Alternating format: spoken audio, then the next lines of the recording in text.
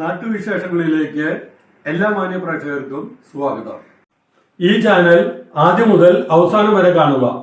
Subscribe ചെയ്യാത്തവർ subscribe ചെയ്യുക, share ചെയ്യുക, ലൈക്ക് ചെയ്യുക, കമന്റ് ചെയ്യുക. എല്ലാ മഴക്കാലത്തും ദുരിതാശ്വാസ ക്യാമ്പുകൾ ആരംഭിക്കുന്ന അവസ്ഥയ്ക്ക് മാറ്റമുണ്ടാക്കുകയാണ് ലക്ഷ്യമെന്ന് മന്ത്രി എം.ബി. രാജേഷ്. കുമരപുരം കുന്നംപുറം ക്യാമ്പുകളിലെ 3 കുടുംബങ്ങൾ ഒഴികെ മറ്റുള്ളവർ താമസിയാതെ സ്വന്തം വീട്ടിലേക്ക് മടങ്ങുമെന്നും ക്യാമ്പ് സന്ദർശിച്ചതിന് ശേഷം മന്ത്രി മാധ്യമപ്രവർത്തകരോട് പറഞ്ഞു. ക്യാമ്പിൽ എല്ലാ അടിസ്ഥാന സൗകര്യങ്ങളും ഒരുക്കിയിട്ടുണ്ട്. വീട് ബലക്ഷയം സംഭവിച്ചതുകൊണ്ടാണ് 3 കുടുംബങ്ങളെ സ്വന്തം വീട്ടിലേക്ക് അയക്കാത്തത്. വീടുകളിലെ ശുചീകരണ പ്രവർത്തനം അവസാനിക്കുന്ന മുറയ്ക്ക് മറ്റുള്ളവർ സ്വന്തം വീട്ടിലേക്ക് മാറും. ദുരിതാശ്വാസ ക്യാമ്പുകൾ പ്രവർത്തിപ്പിക്കേണ്ട സാഹചര്യം എന്നേക്കുമായി ഒഴിവാക്കാൻ തദ്ദേശം, റവന്യൂ, മുനിസിപ്പാലിറ്റി എന്നിവർ സംയുക്തമായി പദ്ധതി നടപ്പിലാക്കുമെന്നും മന്ത്രി പറഞ്ഞു. ജില്ലാ കളക്ടറും കൂടെ ഉണ്ടായി. അവലോകനം ചെയ്തിട്ടുള്ളത് പ്രകാരം ഏതൊക്കെ തരത്തിലുള്ള നടപടികൾ സ്വീകരിക്കാനാണ് തീരുമാനിച്ചിട്ടുള്ളത്? ഇവിടുത്തെ ക്യാമ്പ് നമുക്ക് മിക്കവാറും ഇന്നത്തോടു കൂടി തന്നെ അവസാനിപ്പിക്കാൻ കഴിയും. ഇപ്പോൾ വെള്ളം കയറിയതെല്ലാം ഇറങ്ങിക്കഴിഞ്ഞിട്ടുണ്ട്. വെള്ളം കയറിയ വീടുകൾ ശുചിയാക്കുന്ന പ്രവർത്തനമാണ് ഇപ്പോൾ നടന്നുകൊണ്ടിരിക്കുന്നത്. ശുചീകരണ പ്രവർത്തനവും വൈകുന്നേരത്തോടുകൂടി കഴിഞ്ഞാൽ എനിക്ക് തോന്നുന്നൊരു 3 വീട്ടുകാരൊഴികെ 3 വീടുകൾക്ക് ബലക്ഷയം സംഭവിച്ചിട്ടുണ്ട്. അതൊഴികെ ബാക്കി എല്ലാവരെയും ഇന്ന് തന്നെ വീടുകളിലേക്ക് മാറ്റാൻ കഴിയുമെന്നാണ് ഇപ്പോൾ ഈ അവലോകന യോഗം കഴിഞ്ഞപ്പോൾ എത്തിച്ചേർന്നിട്ടുള്ള നിഗമനം. അതാണ്. അപ്പോൾ അങ്ങനൊരു വളരെ ആശങ്കയുള്ള സ്ഥിതി ഇവിടെ ഇല്ല. ക്യാമ്പ് നല്ല നിലയ്ക്ക് തന്നെ നടക്കുന്നു. ക്യാമ്പിലെല്ലാ സജ്ജീകരണങ്ങളും ഏർപ്പാടാക്കിയിട്ടുണ്ട്.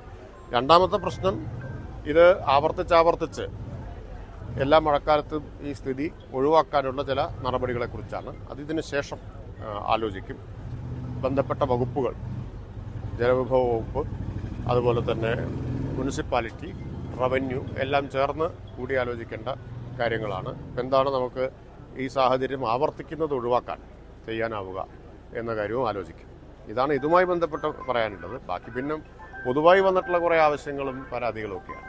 ഇപ്പോൾ വയനാടാണല്ലോ നമ്മൾ എല്ലാവരും കേരളം കണ്ടിട്ടില്ലാത്തൊരു വലിയ ദുരന്തമാണ് നടന്നിട്ടുള്ളത്. അങ്ങയുടെ വകുപ്പിനടക്കം ഇനി ഉള്ള കാര്യങ്ങൾ കഴിഞ്ഞ് കഴിഞ്ഞാൽ ഒരുപാട് കാര്യങ്ങൾ ചെയ്യാനുണ്ടാവും. കാര്യത്തിലൊരു രൂപരേഖ ഉണ്ടാക്കിയിട്ടുണ്ടോ? തീർച്ചയായും ഇപ്പോൾ അവിടെ അടിയന്തരമായിട്ടുള്ള ശ്രദ്ധ മുഴുവൻ രക്ഷാപ്രവർത്തനത്തിലാണ്. അത് പൂർത്തിയായിട്ടില്ല. ഇന്ന് രാവിലെ ഞാൻ റവന്യൂ മന്ത്രിയുമായിട്ട് സംസാരിച്ചിരുന്നു.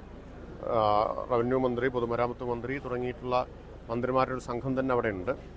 അപ്പോൾ അദ്ദേഹം പറഞ്ഞത് 2 ദിവസം കൂടി എടുക്കാനാണ് സാധ്യത രക്ഷാപ്രവർത്തനം പൂർണ്ണമാവണമെങ്കിൽ എന്നാണ്. അപ്പം അതിനുശേഷമാണ് ഒട്ടേറെ കാര്യങ്ങൾ ചെയ്യാനുള്ളത്. ഇപ്പോഴത്തെ പൂർണ്ണമായ ഫോക്കസ് രക്ഷാപ്രവർത്തനത്തിലാണ്. പിന്നീടാണ് അവിടുത്തെ ക്ലീനിങ്, അതുപോലെ നഷ്ടത്തിൻ്റെ അസസ്മെൻറ്റ് തുടങ്ങിയിട്ടുള്ള പുനരധിവാസം, വേസ്റ്റ് മാനേജ്മെൻറ്റ്, ഒട്ടേറെ കാര്യങ്ങൾ ഇനി വരുന്നതാണ്. അപ്പം അതിനാവശ്യമായിട്ടുള്ള പ്രാഥമികമായിട്ടുള്ള തയ്യാറെടുപ്പുകൾ തദ്ദേശ സ്വയംഭരണ വകുപ്പ് നടത്തിക്കഴിഞ്ഞിട്ടുണ്ട്.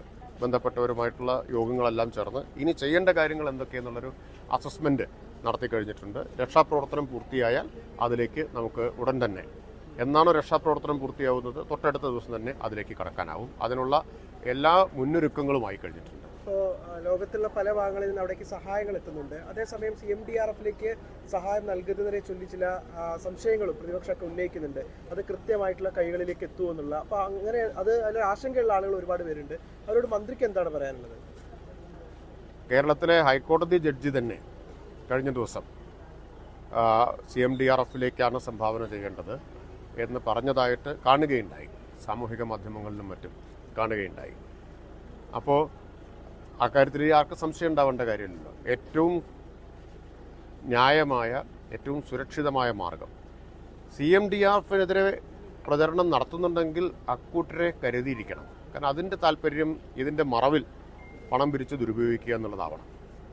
ഇതിൻ്റെ മറവിൽ CMDRFിനെ അപകീർത്തിപ്പെടുത്തി പണം പിരിച്ച് ദുരുപയോഗിക്കാനുള്ള ശ്രമങ്ങളാണെങ്കിൽ അത് ഗൗരവമായി തന്നെ കാണേണ്ടതുണ്ട്. ഇങ്ങനെ പല മുതലെടുപ്പുകാരിറങ്ങുമല്ലോ ഒരു ദുരന്തമുണ്ടാകുമ്പോൾ. CMDRFിലേക്ക് കൊടുക്കരുത്, നേരിട്ട് കൊടുക്കണം. അതുകൊണ്ട് ഞങ്ങളെ ഏൽപ്പിച്ചാൽ മതി എന്ന് പറഞ്ഞ് വരുന്നവരെ കരുതിയിരിക്കണം. അത് ഗൗരവമായി തന്നെ കാണും എന്നുള്ളതാണ് ഞാൻ പറയാനുള്ളത്. ഇതിൻ്റെ മറവിലുള്ള പണപ്പിരിവ്. ഞാൻ വയനാട്ടിലേക്ക് പോകുന്നുണ്ട്. ഈ രക്ഷാപ്രവർത്തനം കഴിഞ്ഞാൽ തുടർന്നുള്ള കാര്യങ്ങൾ ഇപ്പോൾ തദ്ദേശ വകുപ്പ് എന്ന നിലയിൽ മറ്റു വകുപ്പുകളുമായിട്ടൊക്കെ ചേർന്ന് ഏറ്റെടുക്കേണ്ട തദ്ദേശ വകുപ്പിൻ്റെ നേതൃത്വത്തിൽ നടക്കേണ്ട ഒരുപാട് കാര്യങ്ങളുണ്ട്.